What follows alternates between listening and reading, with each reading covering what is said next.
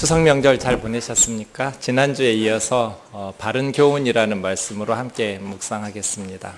바른 교훈, 건강한 교훈, 병들지 않은 건강한 하나님의 말씀을 의미합니다. 우리 몸이 건강하려면 싱싱한 건강한 음식을 섭취해야 하지요. 상하고 부패한 음식을 계속 섭취하면서 몸이 건강하기를 바라는 것은 어리석은 일입니다. 신앙생활도 마찬가지입니다. 건강한 영의 양식은 바른 성경 해석을 통한 말씀이겠죠. 건강하지 못한 거짓된 말씀을 계속 섭취하면서 신앙생활이 건강해지기를 바라는 것은 어리석은 일입니다. 어떻게 해야 우리가 건강한 신앙생활을 할 수 있을까요?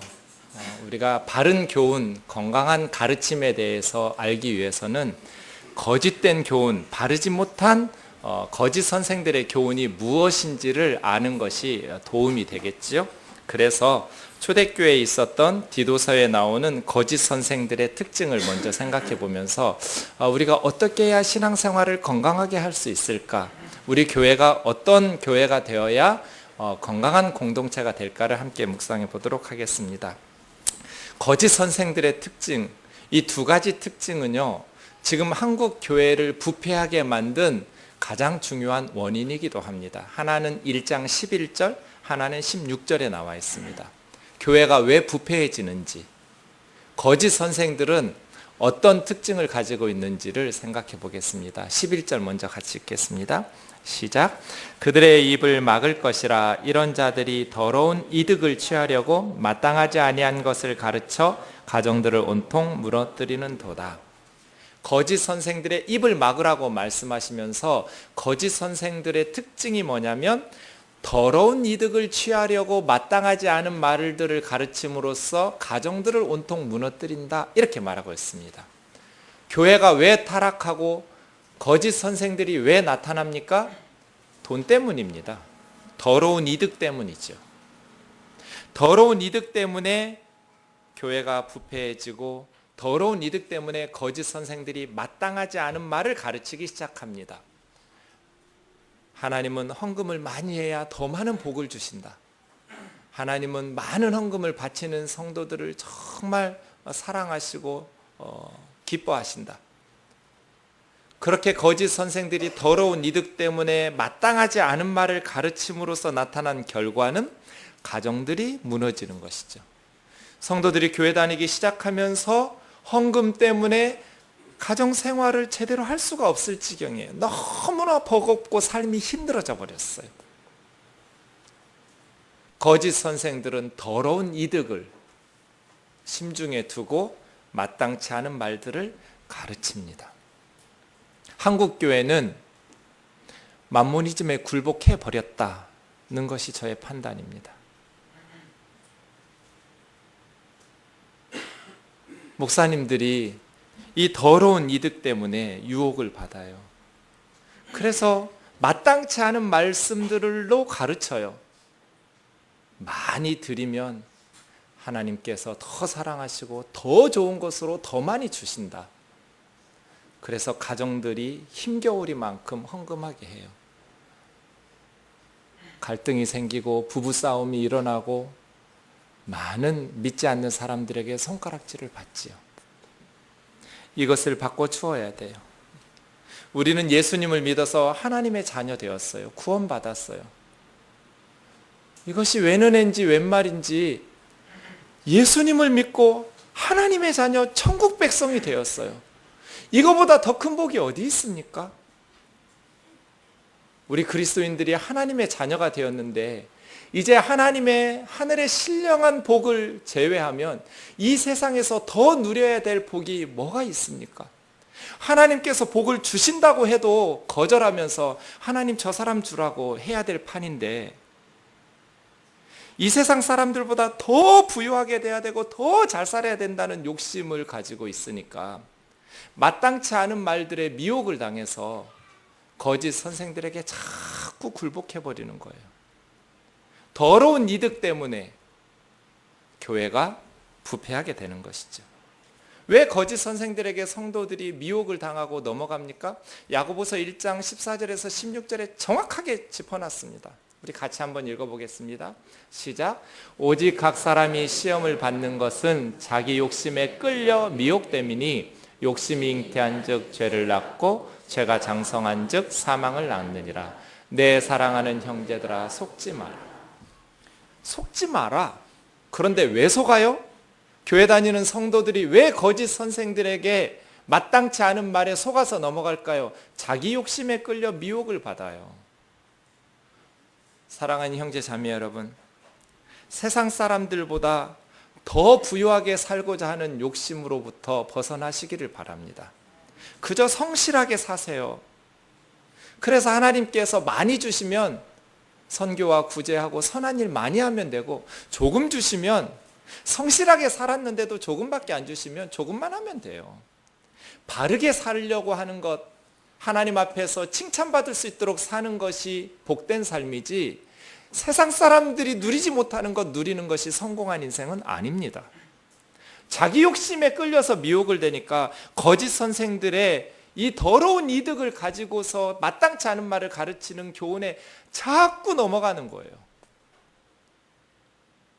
제가 목회하는 목표는 우리 아이들이 어른이 돼서 한국교회의 주역이 되었을 때는 지금처럼 한국교회가 믿지 않는 세상 사람들에게 손가락질 받지 않게 하는 것입니다.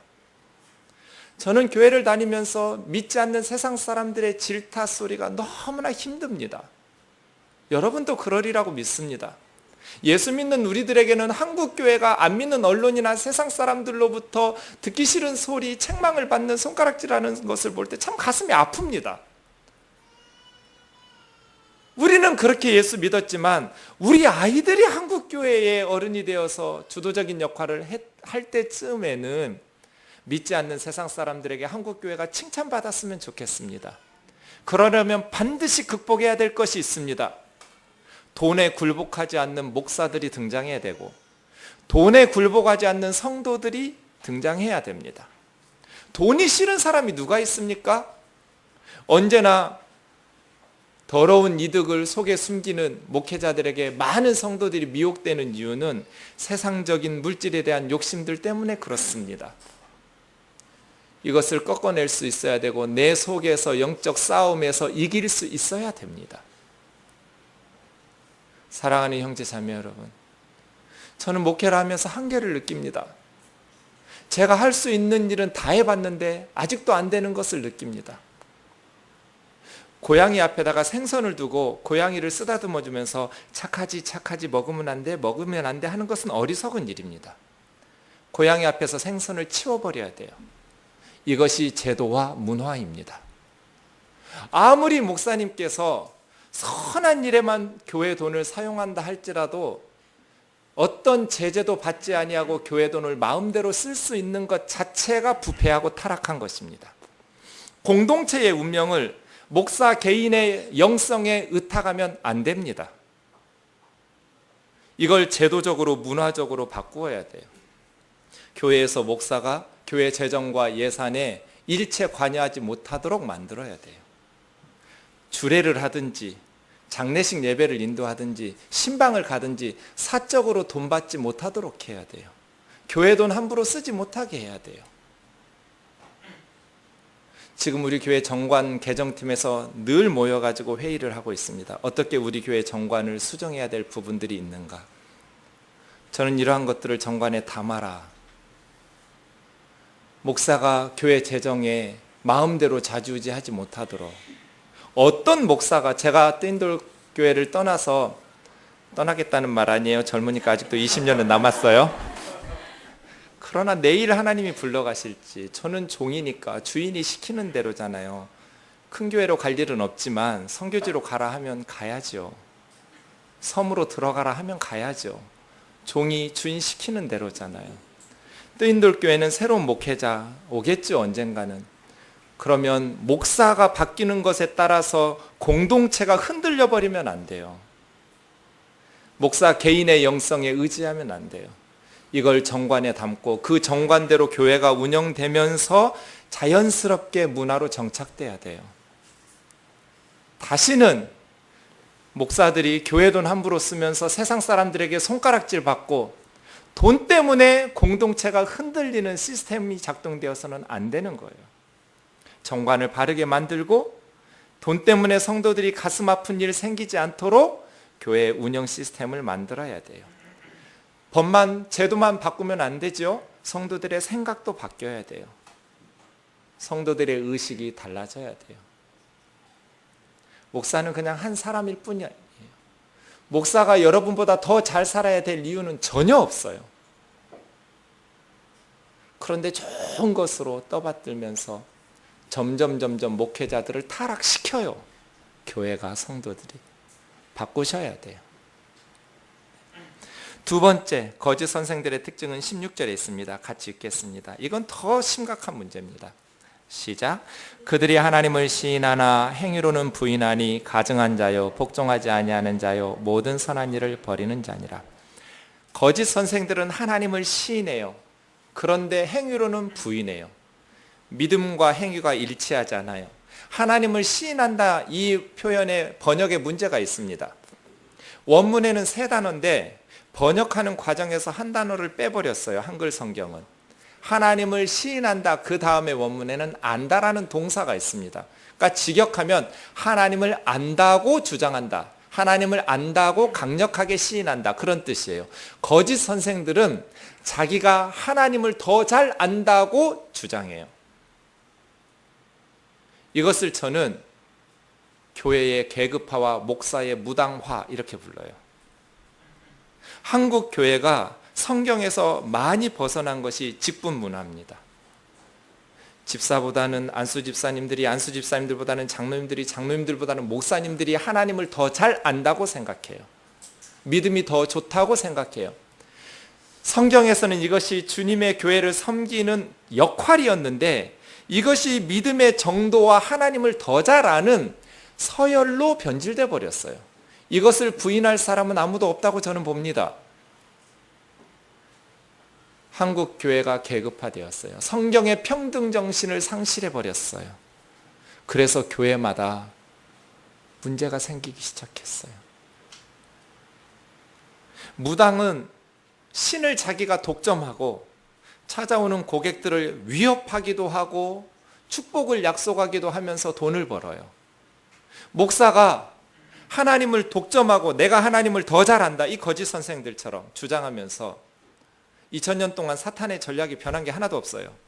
연구를 안 해요. 사탄은 연구할 필요가 없어요. 계속 교회가 통하니까.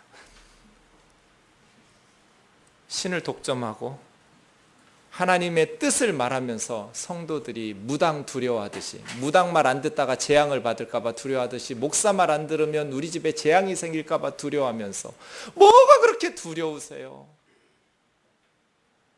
제일 안 돼봐야 죽는 것이고 죽으면 천당 가는데 뭐가 그렇게 두려우세요? 그래서 교회가 부패하고 타락해요. 이것을 바꿔줘야 돼요. 사랑하는 형제 자매 여러분, 단순히 직분자를 세울 때 돈을 받지 않고 임직식 하는 것만으로는 저는 너무나 부족하다고 봅니다. 이제 이것을 좀 문화적으로 제도적으로 바꿨으면 좋겠습니다. 제일 좋은 것은 성경대로 직분이 돌아가면 좋은데 불가능합니다. 한국 교회는 너무나 서열화돼 버렸어요. 아무리 우리가 떨어대더라도 아무런 소리가 들리지를 않습니다. 그러니 내려놓자. 목사답게 살지도 못하니까 그냥 성도로 내려놓자. 장로답게 살지 못하고 권사답게 살지 못하니까 다 성도로 돌아가자. 저는 요즘 저를 정준경 성도라고 소개하고 다닙니다. 정준경 목사라고 할 때는 감동도 없고 부담만 있었는데 정준경 성도라고 하니까 참 감동이 있습니다. 아, 그렇지. 나는 거룩한 백성이지. 정준경 성도. 좋은 것 같습니다. 한국 교회를 살리려면 바울의 이 목회 서신의 교훈을 따라야 됩니다. 한국 교회는 너무 부패해서 절망적이야, 소망이 없어, 이런 패배주의적인 의식에 빠져 있으면 안 됩니다. 바울 시대에도 거짓 선생들이 많았다고 그랬습니다. 많았지만 바울은 어떻게 싸우고 있습니까? 디모데나 디도와 같은 건강한 바른 목회자들을 양성해서 바르게 목회하는 교회들을 세움으로써 싸웠습니다. 이것이 우리의 전략. 부패한 한국 교회를 변화시키는 가장 좋은 방법은 남의 교회 비판하는 것이 아니라 우리 뜨인돌 교회가 성경적인 건강한 교회로 변화되는 것입니다. 물질이나 계급적 서열에 물들지 않는 성도들을 양육해내고 그러한 목회자들을 배출해내는 교회가 되는 것이 절망적인 한국 교회를 자녀들에게 물려주지 않을 수 있는 비결입니다. 우리가 낙심하지 말고 이 말씀들을 기억하면서 우리 속에 있는 헛된 욕망들과 싸워 이기고 우리가 연약하니 서로 힘을 모아서 격려하면서 성경적인 건강한 교회를 세워서 하나님의 일들을 잘 감당할 수 있기를 원합니다. 기억하십시오. 목회자들이 더러운 이득에 탐내기 시작하고 물질에 손대기 시작하면 교회는 부패합니다.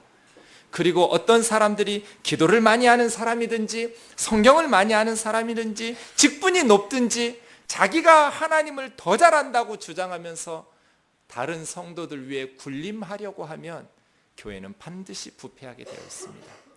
제 안에 계신 성령님이 여러분 안에 계십니다. 우리 모두에게 동일하신 하나님의 영이 거하십니다.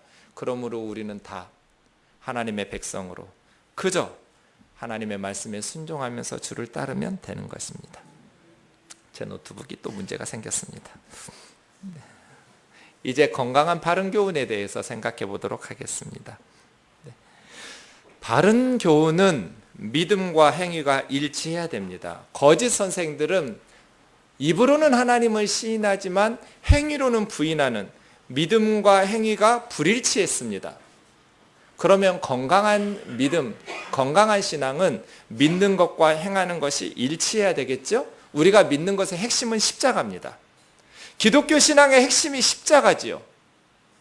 우리는 십자가를 믿습니다. 예수님께서 나를 사랑하셔서 내 죄를 대신하여 십자가에서 하나님의 저주를 받았 내가 죄 용서함 받아 구원받았다. 이것이 신앙의 핵심입니다. 내 죄를 대신하여 십자가에 죽으신 예수 그리스도를 믿는 것. 그러면 우리의 삶도 그 십자가의 정신에 일치해야 됩니다. 십자가의 정신에 일치하는 것이 고린도후서 8장 9절에서 바울이 잘 이야기했다고 봅니다. 우리 한번 찾아보겠습니다. 고린도후서 8장 9절입니다.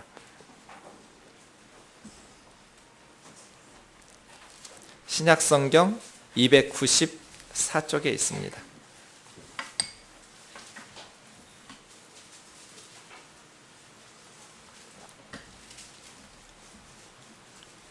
같이 읽겠습니다. 우리 주 예수 그리스도의 은혜를 너희가 알거니와 부요하신 이로써 너희를 위하여 가난하게 되심은 그의 가난하심으로 말미암아 너희를 부요하게 하려 하심이라.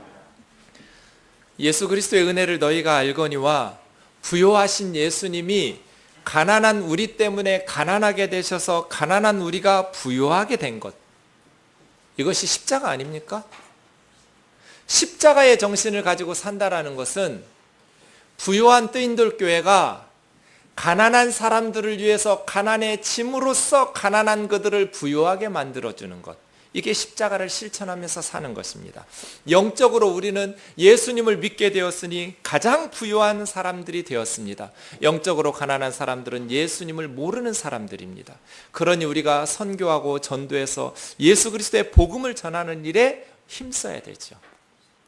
단기 선교 가면서 북녘 땅에 약을 몇 상자 갖다 줬습니다. 지난주에 선교사님으로부터 연락이 왔는데 너무 고맙다고. 약이 다 떨어져 버렸던 거예요.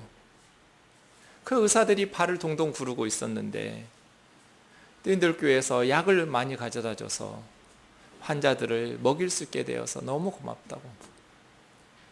그런 걸 보면 목사는 유통업자예요. 저는 돈이 없어요. 그냥 여러분이 준 거 가지고 전달한 유통업자에 불과하지요. 병든 사람들이 약을 통해서 너무 보람이 있어요. 십자가의 정신을 믿지만 말고, 믿고 구원받아 천국만 가지 말고 그것을 행동으로 옮겨줘야 돼요. 행동으로 옮기는 것은 예수님처럼 우리도 부유한 우리들이 가난하게 됨으로써 가난한 그들도 함께 부유하게 만들어주는 거예요. 복음 전하는 것이죠. 뿐 아니라 우리의 삶으로 굶주리는 아이들 먹여 살리고 헐벗은 아이들 입히는 것이죠. 그렇게 살기를 원합니다. 지난 주일에 말씀 묵상한 것처럼 사도 바울은 디도서 2장 1절에서 10절 사이에서 성별과 나이와 직업에 따라서 6부류로 구체적인 권면을 하고 있었습니다. 우리가 3가지에 대해서 늙은 남자, 늙은 여자, 젊은 여자까지 지난주 함께 말씀 묵상했었습니다. 오늘은 나머지 3부류를 생각해 보겠습니다. 젊은 남자, 목회자인 디도, 종들입니다. 우선 젊은 남자들이 우리가 바른 교훈으로 신앙생활하는 것이 무엇인지 6절을 같이 한번 읽어보겠습니다. 시작. 너는 이와 같이 젊은 남자들을 신중하도록 권면하되. 이와 같이입니다. 그러니까 젊은 여자들과 똑같이 앞에 젊은 여자들은 6가지를 이야기했었습니다. 젊은 여자들에게 6가지로 권면했던 것처럼 똑같이 젊은 남자들에게도 말하는데 그 중에서 특별히 6가지 항목 중에 신중함에 대해서 소프론입니다. 소프론에 대해서 강조하면서 젊은 남자들을 권면하고 있습니다. 자, 그러면 젊은 여자들에게 어떻게 권면했었습니까? 여러분 4절을 보십시오. 첫 번째, 남편과 자녀를 사랑하라고 그랬습니다. 그러니 젊은 남자들이 아내와 자녀들을 사랑하도록 가르치는 것, 그것이 바른 신앙입니다. 아내와 자녀들을 사랑하는 성도들이 되라는 것이죠. 두 번째는 뭡니까? 신중함입니다. 이거 다시 한 번 더 6절에서 강조한 것이니까 다음에 생각해 보겠습니다. 세 번째는 순전한 것. 이 순전하다라는 것은 깨끗한, 더럽지 않은 뜻입니다. 젊은 여인들이 순결해야 돼요. 부끄러움이 없어야 돼요. 똑같이 남편들도 젊은 남자들도 더러움이 없이 순전하고 순결하고 깨끗하라고 말씀하십니다. 네 번째는 집안일을 하라고 그랬습니다.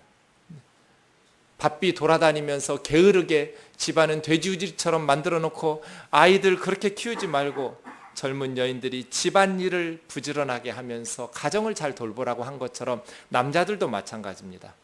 바깥 일만 하면서 우리 그 구분을 좀 없애야 돼요. 성경에 없는 말이죠. 남자들을 바깥 양반, 아내들을 안사람 바꿔야 돼요. 예, 따라해 보세요. 아내. 예, 안에 있는 해예요. 안해. 그게 아내예요. 예전에 우리 그렇게 썼어요. 예. 안사람이 아니죠. 여편네 더더욱 아니에요. 아내예요, 아내. 내 안에 있는 해. 아내들만 집안일하고 아이들 돌보는 것이 아니라 남편들도 집안일을 하는 것이죠. 집을 내팽개치고 밖으로만 돌고 자기 쾌락을 위해서 즐기면서 마시면서 사는 것, 성도들에게 합당하지 않죠. 다섯 번째는 선함이었습니다. 선하다는 건 친절함입니다. 친절함. 젊은 남자들도 친절해야 돼요. 젊은 여자들뿐 아니라. 마지막 6번째는 남편에게 복종하라고 그랬죠. 그러니 이것은 아내에게 복종하는 거예요. 잠깐만요, 목사님. 다른 것들은 다 넘어갈 수 있겠는데 마지막 거는 성경에 없지 않습니까? 아내가 남편에게 복종하라고 그랬지 남편이 아내에게 복종하라는 말씀은 저는 처음 들어보는데요 라고 하신 분이 있다면 에베소서 5장 21절과 22절에 있습니다. 여러분 에베소서도 한번 찾아보십시오. 에베소서 5장 21절 22절 신약성경 315페이지입니다.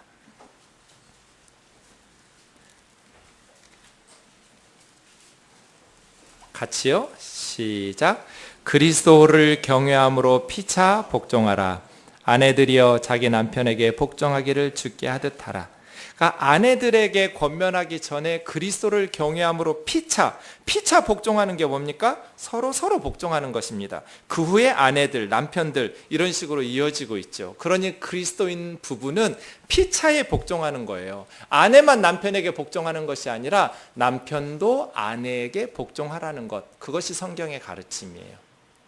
젊은 남자들도 이와 같이 아내에게 복종하라는 거예요. 복종하는 건 누구나 싫어해요. 남의 말 듣고 남의 지배를 받는 것 불편한 일이죠. 하지만 예수님을 믿고 나니까 다스리고 왕이 되려는 마음이 사라지고 이제는 섬기고 복종하고 싶어져요.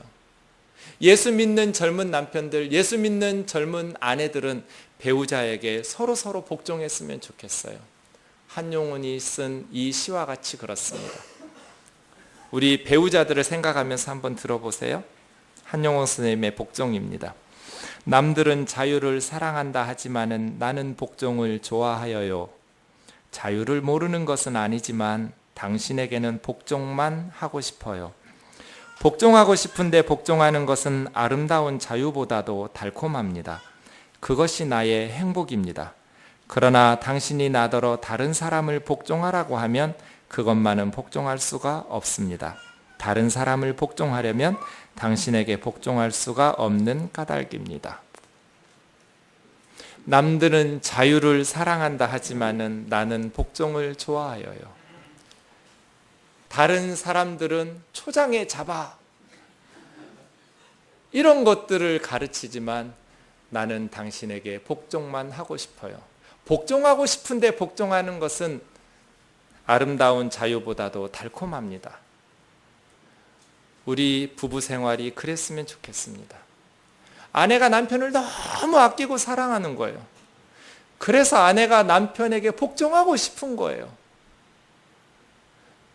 아내가 남편을 너무 사랑하는 거예요. 그래서 남편이 아내에게 복종하고 싶은 거예요. 그러한 부부 생활을 할 수 있기를 원합니다. 형제 여러분, 여러분은 아내의 머리라고 성경이 말씀하십니다. 아내의 머리라는 것은 왕노릇하라는 뜻이 아닙니다. 책임입니다. 책임. 예수님께서 신부된 교회를 위해서 십자가에 죽으셨던 것처럼 예수님이 십자가에서 죽으시지 않으면 교회라는 그리스도의 신부는 없습니다. 신부를 얻기 위해서 신랑 되신 예수님이 죽었습니다. 하나님께서 왜 멀쩡하게 만들어 놓은 아담을 마취시켜 놓고 갈비뼈를 분질렀을까요? 저 같으면 아담 그대로 내버려 두고 다른 흙으로 하와를 만들었을 것 같습니다. 그런데 하나님은 하와를 그렇게 만들지 않으시고 이미 만들어 놓은 아담 마취시켜 놓고 그 갈비뼈를 분질러서 그걸로 하와를 만들었습니다. 저는 천국 가서 물어보고 싶은 게 이겁니다. 아담이 며칠 동안 통증을 느꼈을까 안 느꼈을까? 느꼈으면 쉽습니다. 자기 옆구리 아플 때마다 하나님께서 가르쳐 주신 말씀 생각하는 거죠. 내 뼈 가지고 내 아내를 만들었어. 아내는 혼인신고로 얻을 수 있는 게 아닙니다. 결혼식 한다고 아내가 생기는 것 아니지요. 진정으로 아내를 얻는 방법은 남편의 갈비뼈가 분질러져야 됩니다. 희생이지요. 나를 위해서 하늘의 별이라도 따다 줄 것처럼 그렇게 사랑을 고백하던 남자가 결혼하고 났더니 가정부 취급해요. 어떤 여자가 그런 남자를 위해서 복종하겠어요? 너무나 이기적이고 자기만을 위해서 추구하고 살아요. 그런데 어떻게 아내가 그 남편에게 순종하겠어요? 사랑하는 형제 여러분, 오늘 말씀하신 것처럼 가정을 돌아보고 아내와 자녀들을 사랑하고 신중하고 순결하고 거짓없이 선하고 착하게 그렇게 살아가기를 주의 이름으로 축원합니다. 오늘 말씀 보시면 남편들에게, 젊은 남자들에게 특별히 강조하는 것이 있습니다. 신중함이지요. 소프론입니다. 지난주 우리 살펴본 것처럼 계속 소프론 하고 있습니다. 4번이나 나옵니다. 이 상황에. 소프론이라는 것은 셀프 컨트롤입니다. 자기를 절제하는 것, 자기를 이겨내는 것, 그래서 맑은 정신으로 살아가는 것, 이것이 소프론이지요. 계속해서 늙은 남자에게도 말했고 젊은 여자에게도 말했고 젊은 남자에게도 말하고 이 소프론을 반복하는 것을 보면 기독교 신앙의 핵심이 셀프 컨트롤입니다. 자기를 절제하는 것이죠. 사랑하는 형제 자매 여러분, 나 자신을 절제하지 못하는데, 나 자신을 통제할 수 없는데 어떻게 가정과 교회의 소금과 빛이 되겠습니까? 놀랍게도 기독교 신앙을 가르치는 바른 교훈에는 기도 많이 해라, 성경 많이 읽어라가 없습니다. 전도 열심히 해라, 봉사 열심히 해라도 없어요. 신중해라예요. 신중해라. 자기 자신을 이겨라. 형제 여러분, 아내와 자녀들 특별히 어디서든지 혈기를 다스릴 수 있고 혀를 다스릴 수 있어야 돼요. 소프론 하셔야 돼요. 아내와 아이들에게 욕하고 육체적인 폭력을 가하고 미성숙한 남편 가장이 되면 가정이 불행해져요. 자기의 혈기를 통제할 수 있어야 돼요. 그것이 건강한 신앙생활이에요. 아무리 기도 많이 하고 성경 많이 알아도 성경 왜 읽어요? 기도 왜 해요? 많이 배워서 다른 사람 고치고 가르치려고 하는 것이 아니라 나를 변화시키기 위해서 성경 읽는 거잖아요. 소프론이죠. 사랑하는 형제 자매 여러분, 우리의 탐욕도 야망도 다스릴 수 있기를 원합니다. 신중입니다. 신중이라는 것은 다스리라는 거예요. 자기 자신을 통제하라는 겁니다. 아이들 앞에서 아내에게 함부로 하고, 아이들 말하는 것을 보면 청소년들의 반이 욕이에요. 욕을 빼내면 의사소통이 안 될 지경이에요. 얘들이 어디서 이렇게 많은 욕을 배웠을까? 아빠한테 배웠어요. 어려서부터 욕 먹고 자라니까 애들이 욕밖에 할 게 없어요.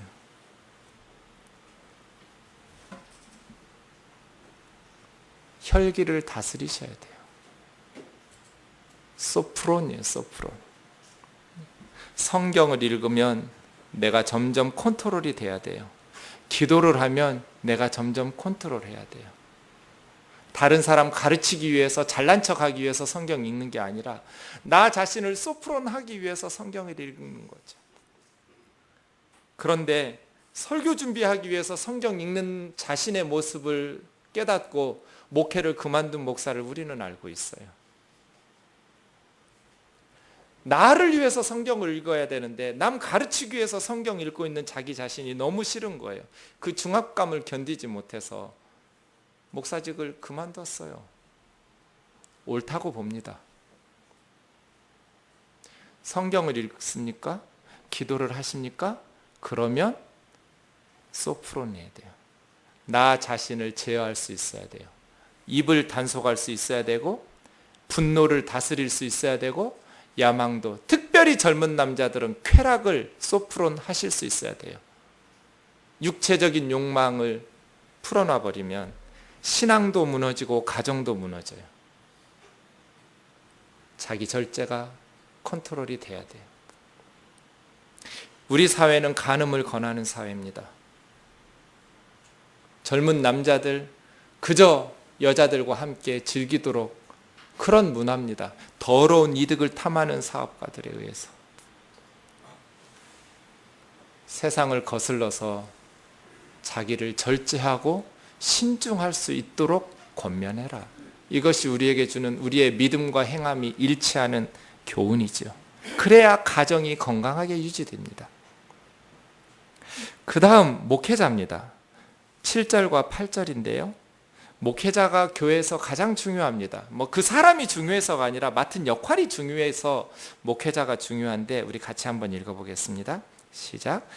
범사에 너의 자신이 선한 일에 본을 보이며 교훈에 부패하지 아니함과 단정함과 책망할 것이 없는 바른 말을 하게 하라.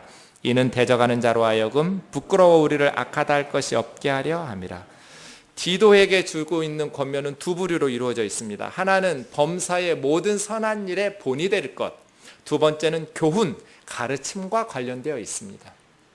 목회자가 본이 되어야 된다는 것은 디모데전서 4장 12절에서 디모데에게도 너의 연소함을 업신여김 당하지 말고 말과 행실과 사람과 믿음과 정절에 있어서 믿는 자의 본이 되라고 디모데에게 권면합니다.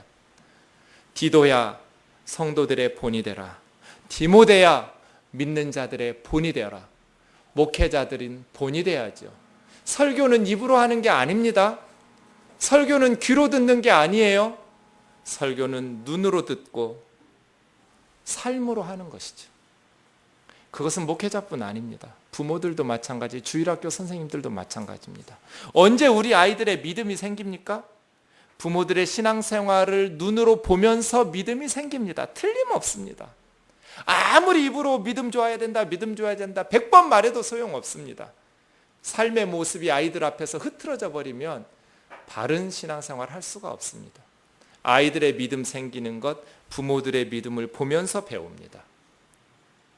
그러니 아이들 앞에서 흐트러지면 안 됩니다. 아이들 듣는 데서 엄마에게 욕하고 함부로 하면 안 되고 남편을 무시하고 깎아내리면 안 됩니다. 아이들이 뭐 배우겠어요?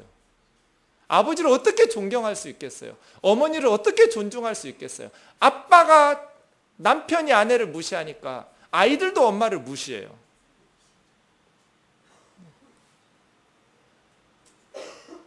존중해야 돼요.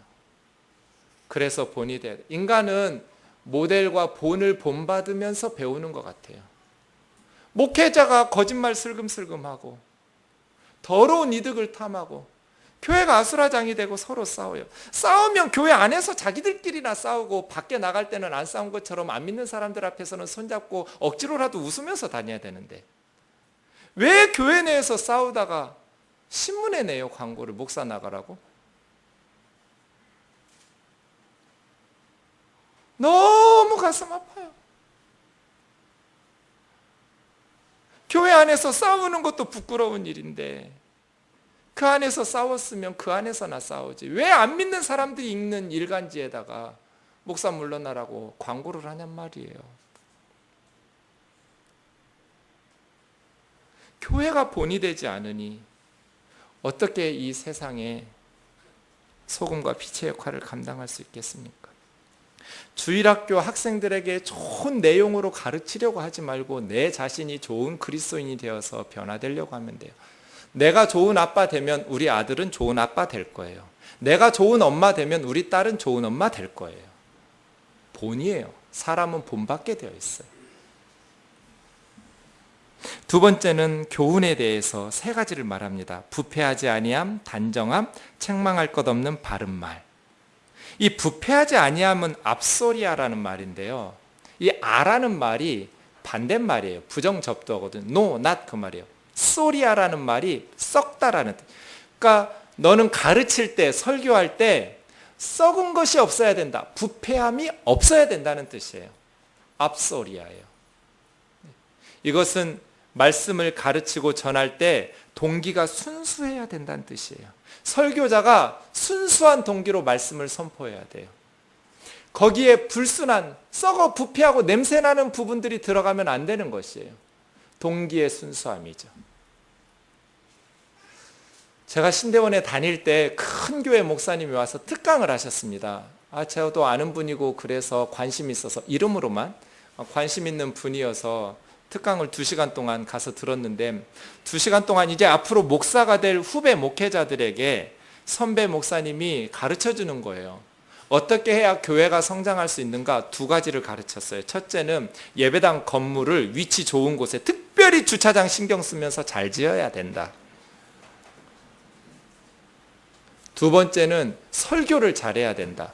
그런데 어떻게 설교해야 되냐면 너희들이 교회를 개척하다 보면 아니면 교회 부임해서 가면 예배당이 먼 성도들은 새벽 예배를 너희 교회로 나올 거다. 그 성도들이 너희 교회로 옮길 수 있도록 설교해야 된다. 앞소리아예요 이게? 그냥 소리아예요. 부패해서 썩어 진동하는 냄새가 나요. 말씀을 전할 때는 동기가 순수해야 돼요.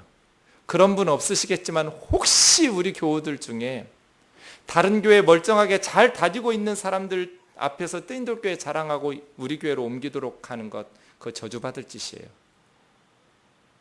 전도는 교회 안 다니는 사람들에게, 그리고 교회를 찾아서 헤매는 사람들에게, 그런 사람들에게 전도하는 것이지 다른 교회 잘 다니고 있는 사람들에게 우리 교회로 옮기라고 하는 것은 그 전도가 아니에요. 그 이단들이 나는 짓이에요. 전도도 말씀도 동기가 순수해야 돼요. 하나님 앞에서 부끄러움이 없어야 돼요.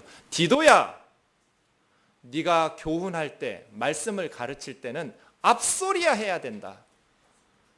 부패해서는 안 된다. 불순한 찌꺼기가 그 속에 들어가서는 안 된다. 두 번째는 단정해야 된다. 단정이라는 말은 2절에 늙은 남자들에게는 경건이라는 단어로 셈노스라는 말인데요. 존경할 만해야 된다.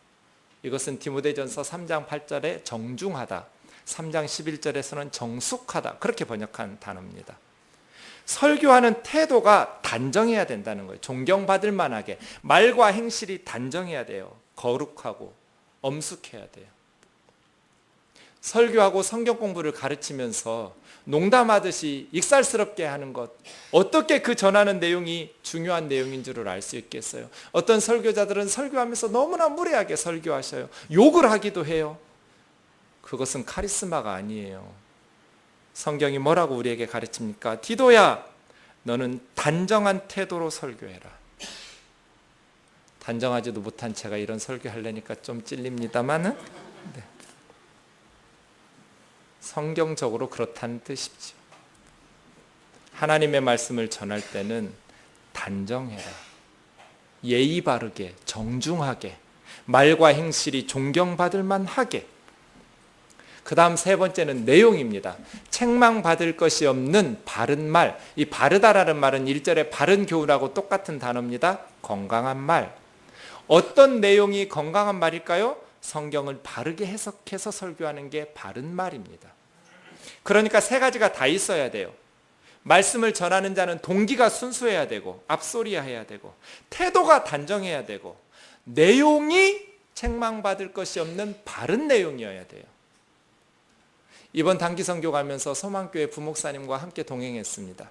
며칠 동안 같이 지냈는데 대화를 나누다 보니 그 목사님은 이제 몇 달 후에 교회를 개척하려고 준비 중인 분이에요. 저에게 물어요. 목사님, 선배 목사님, 먼저 경험하신 분으로서 개척을 준비하는 저에게 가장 필요한 준비가 뭡니까? 무엇을 준비해야 됩니까?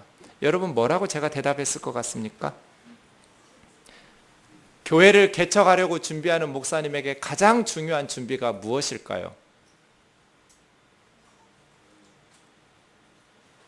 뭘까요?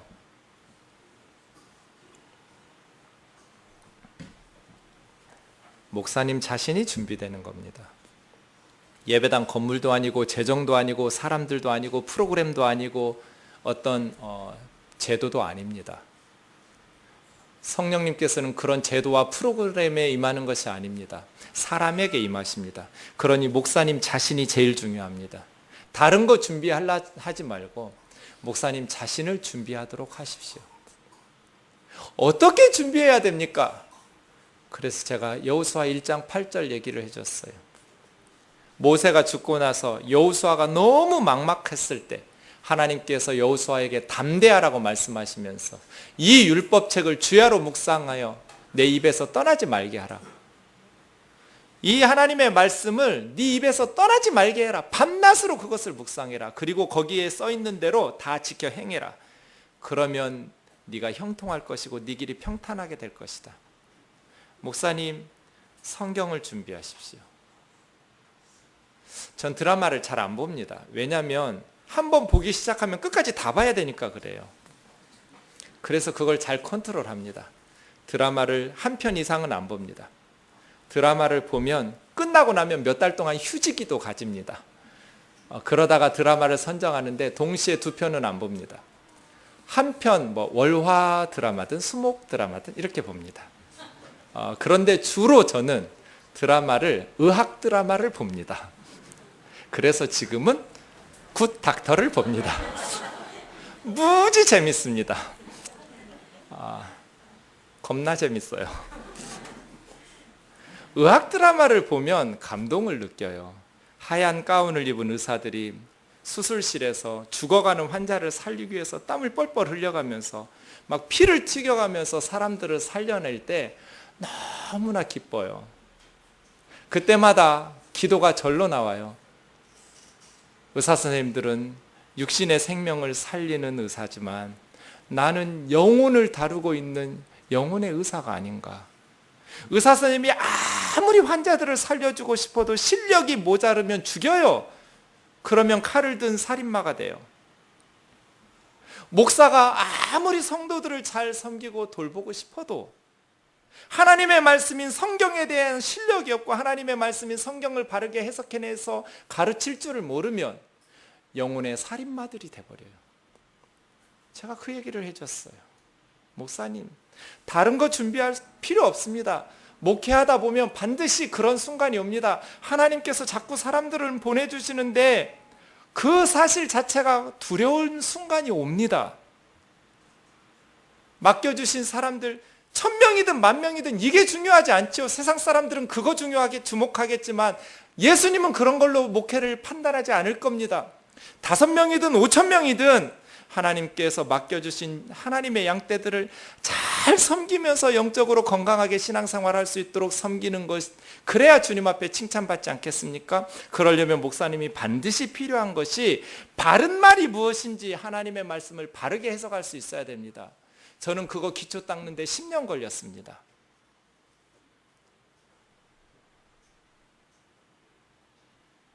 뭐가 중요하겠습니까? 디도야, 책망받을 것 없는 바른 말을 가르쳐라. 바르게 성경을 해석해서 성도들에게 바른 영의 양식을 먹여라. 이것이 한국 교회를 살리는 길입니다. 사랑하는 형제 자매 여러분, 8절 끝에 보시면 대적하는 자로 하여금 부끄러워 우리를 악하다고 하지 못하게 하라고 말합니다. 목회자가 그렇게 성도들의 본이 되고 또 바른 교훈으로 가르쳐야 될 이유는 교회를 비난하고 대적하는 세상 사람들로부터 빈틈을 보여서는 안 되기 때문에 그렇습니다. 대적하는 자들에게 틈을 주지 마라. 사랑하는 형제 자매 여러분, 우리 교회가 또 우리 목회자들이 대적하는 세상 사람들로부터 비방을 받지 않도록 하나님의 말씀 앞에 본이 되는 목회자들, 또 본이 되는 그리스도인들로 저와 여러분이 살기를 주의 이름으로 축원합니다. 악하다라고 번역된 말은 가치 없다, 그런 뜻입니다. 쓸모없다. 뜨인돌 교회 참 쓸모없는 것들이다. 정준경 목사 참 무가치한 인간이야. 이런 악한 평을 받지 말란 뜻입니다. 그러려면 선한 일에 본이 돼야 되고 바른 교훈을 불순물 없는 동기로 단정한 태도로, 그리고 하나님의 말씀을 바르게 해석해서 비방받지 않을 말씀을 전해야 됩니다. 마지막 종들에 대한 교훈과 권면이 주어집니다. 9절과 10절 같이 읽겠습니다. 시작. 종들은 자기 상전들에게 범사에 순종하여 기쁘게 하고 거슬러 말하지 말며 훔치지 말고 오히려 모든 참된 신실성을 나타내게 하라. 이는 범사에 우리 구주 하나님의 교훈을 빛나게 하라. 종들이 많았습니다. 예수 믿는 종들, 로마 제국에서는 종들이 아무래도 억압을 당하니까 예수님에게 더 열광했을 겁니다. 예수님 믿는 크리스찬 종들, 노예들에게 말합니다. 두 가지 부분입니다. 하나는 일할 때, 하나는 성품. 일할 때는 상전들을 순종하면서 기쁘게 하라. 거스르는 말을 하지 마라. 이렇게 말합니다. 우리는 노예와 종은 아니지만 직장 생활을 할 때 위에 있는 상사들에게 순종하라고 말합니다. 순종하고 그들을 기쁘게 하고 또 상전들이 비난받을 만 할지라도 거슬러서 욕하지 말란 뜻입니다. TV 드라마에서 뭐 그런 일 가끔 있지요. 예. 핸드폰에 이렇게 음성 녹음으로 단축번호 입력해 놔가지고 개새끼 하고 불렀는데 부장님 전화벨이 이렇게 따르릉 울리는, 네. 거스르는 말을 하지 마라. 그것은 그리스도인에게 합당하지 않다는 뜻입니다. 믿는 사람들이 어디 가서나 직장에서도 인정을 받고 존경을 받아야지, 안 믿는 사람들처럼 다 욕하고 소프론하지 못하면서 혈기 부리고 그렇게 그리스도인답지 않은 삶으로 주의 복음을 어지럽히지 말란 뜻입니다. 일할 때는 도둑질하지 말고 신실함을 나타내라고 말합니다. 훔치지 마라. 주인의 것, 회사의 것을 훔치지 마라. 그래서 신실함이라는 것은 믿을 수 있다는 뜻입니다. 믿을 수 있게 행동해라. 이것이 종들의 바른 교훈에 합당한 신앙인입니다. 예수 믿는 직원 뽑아 사용해 보니 교회 다니는 건 마음에 안 들지만 나와 종교는 다르지만 정직해. 그리고 믿을 만해. 그런 평가를 받아야 된다는 거예요. 예수 믿는 직원을 뽑았더니 늘 뺀질대면서 뭐 수요 예배니 수련회니 뭐 금요기도니 다 나가고 슬금슬금 거짓말하고, 그러면 어떻게 복음이 전파되겠습니까?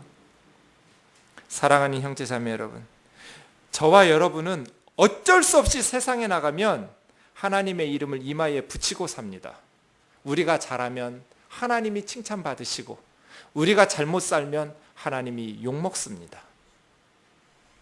그러니 우리는 언제나 하나님의 말씀의 교훈대로 살아갈 수 있기를 주의 이름으로 축원합니다. 10절 끝을 보십시오. 범사에 하나님의 교훈을 빛나게 하려 합니다. 지난주에 우리가 묵상한 것처럼 이 단어는 보석의 아름다움을 빛나게 하는 것입니다. 우리는 복되신 하나님의 보석과 같은 아름다운 교훈을 빛나게 하는 삶으로 믿음과 행위가 일치해야 되겠습니다. 말씀 마치겠습니다. 지금은 영국을 젠틀맨 하면서 영국 신사라고 부르는데, 한때는 영국의 별명이 유럽의 망나니였습니다. 해적대들을 조상으로 두어서인지 신사와는 거리가 멀었던 나라입니다. 그런데 그 망나니와 같은 영국 사람들의 삶과 기질이 변화되기 시작합니다. 크리스찬들이 거기에 역사하기 시작한 것이죠. 저는 윌리엄 윌버포스를 좋아합니다. 윌리엄 윌버포스 영국의 정치인입니다. 20대 초반에 하원의원이 됐고 후반에 상원의원이 되어서 평생 국회의원, 우리로 하면 그러한 정치인입니다. 그런데 이 윌리엄 윌버포스가 두 가지 목표를 세웁니다. 인생에. 첫 번째는 노예무역 철폐, 두 번째는 악습, 악한 문화들을 철폐하는 것입니다. 노예무역과 악습 철폐의 기도 제목으로 삼습니다. 수상까지 될 수 있었는데 그것을 주장하면서 수차례의 테러, 암살 테러를 당하고 매국노라고 욕을 먹습니다. 당시 영국 국부의 3분의 1이 노예무역으로 벌어들이는 수입이었습니다. 우리 영국이 노예 수입 안 하면, 노예무역 안 하면 프랑스니 이탈리아니 다른 나라들이 더 좋아할 거다. 이 매국노야 욕 먹었습니다. 그런데 윌버포스는 끊임없이 주장해서 미국의 링컨보다 영국의 윌버포스가 훨씬 먼저 노예무역을 끝장냅니다. 이 윌버포스에게 영향을 주었던 사람들이 나 같은 죄인 살리신을 작곡했던 존 뉴턴입니다. 뉴턴 목사가 노예 선장, 무역선의 주인이다가 회심하고 목사가 된, 끊임없이 윌버포스에게 영적인 멘토링을 하면서 윌버포스가 그 어려움과 역경을 견뎌내면서 노예무역을 제거하고 마지막 최종적으로 다 끝내고 며칠 후에 숨을 거둡니다. 그 다음 이 윌버포스가 애쓴 것이 악한 문화를 변화시키는 것입니다. 당시에 유럽 상류사회에 만연했던 사치스러운 파티들 없애고 대신에 기부 문화로 바꾸기 시작합니다. 그리고 결투하고 도박하는 문화들을 제거하고 가정을 돌보기 시작하고 또 의료와 교육에 힘쓰게 시작합니다. 윌버포스의 노력 때문에 영국의 교육과 의료와 복지가 시작되게 됩니다. 크리스찬들이 그 사회에서 망나니와 같은 사회를 신사와 같은 사회로 변화시킬 수 있는 힘이 있느냐? 기도 열심히 하고 성경 열심히 배우는 것으로 끝나지 않고 그것이 가정과 사회 속에, 직장 속에 나아가서 내 삶 속에서 가정을 돌아보고 직장에서 믿을만하게, 성실하게, 신실하게 그렇게 사역을 하면서 우리가 힘을 모아서 아이들의 교육을 위해서 또 복지와 여러 가지 의료를 위해서 기부 문화들을 만들어내고 구제의 사역들을 배출해내는 힘으로써 발휘할 수 있느냐? 이것이 한국교회의 성패가 달려있는 문제라고 봅니다. 그 윌버포스가 말합니다. 거룩에는 지름길이 없습니다. 은혜 안에서 우리의 믿음이 성장해가고 선행을 할 수 있도록 하기 위한 것은 우리 평생의 과제입니다. 오늘 주신 말씀, 거룩은 지름길이 없습니다. 날마다 저와 여러분이 성령 안에서 넘어지면 또 일어나서 회개하고 기도하고 넘어지면 또 일어나서 회개하고 기도하면서 끊임없이 성령 안에서 30년, 40년, 50년 길들여져 있는데 이게 한순간에 기도한다고 변화되겠습니까? 그만큼의 많은 노력과 기도와 뼈를 깎는 나 자신과의 싸움을 통해서 이제 혀를 소프론하고 혈기를 소프론하고 쾌락과 욕망들을 싸워 절제하여 승리하면서 우리 아이들에게 건강한 좋은 가정과 교회를 물려줄 수 있기를 주의 이름으로 간절히 축원합니다.